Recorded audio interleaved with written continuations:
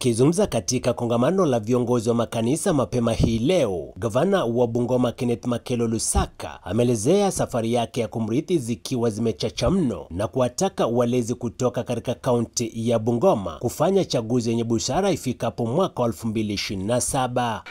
You must be very careful about the leaders you choose. Yes. I was reading my Bible and it tells me that Pilato, Pontius Pilate had been known, his character was known before he became a governor. He went and removed an eagle and over 5,000 people went to his compound. And he ordered them to be prosecuted. He said he was going to kill all of them. They said, kill all of us. Then he retreated. He didn't kill them. His character was known, that he was a person of that character and he became a governor. What am I saying?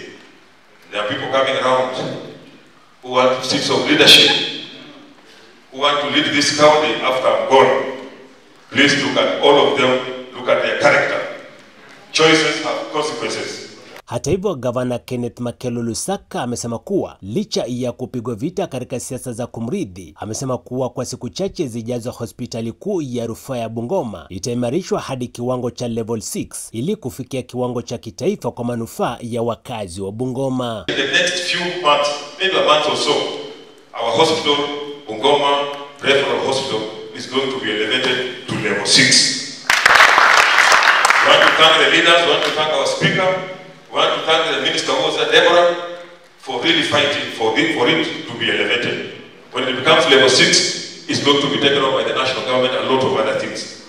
We also in negotiations, I was talking with the former minister who is now in environment, that she's going to meet one of a very big donor who has accepted to donate equipment for us. Kwenye kongamano hilo iliwaleta pamoja viongozi mbalimbali wa makanisa, siasa za kiwanda cha kusaga miwa cha sukari ya Nzoia haikuachwa nyuma, Lusaka akidai kuwa cha msingi ni wafanyakazi na wakulima walipwe, usemi wake ukiungwa mkono na mbunge wa eneo bunge la Webuye West, Dan Wanyama. What we want to salvage is we want to improve the economy of our people by Nzoia working. It is only one solution: to lease to the person who can do business and pay us. All of us want Nzoia to perform. It's the artery of our economy. What we are differing on is how does it perform. So the problem in Nzoia is dire. It's more than just the politics that we are talking about. We want the farmer to be paid. We want the workers to be paid. Why would a farmer taking cane to Nigeria sugar factory be paid in 7 days and as we take it in 2 months? That's what the problem is. So we need to fix that. We need a new machine.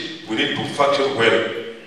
Waliokuwepo kwenye kongamano hilo ni pamoja na naibu gavana katika kaunti ya Bungoma, mchungaji Jennifer Mbatiani. Sani Matano, Mpakani TV, eneo bunge la Kandui, kaunti ya Bungoma.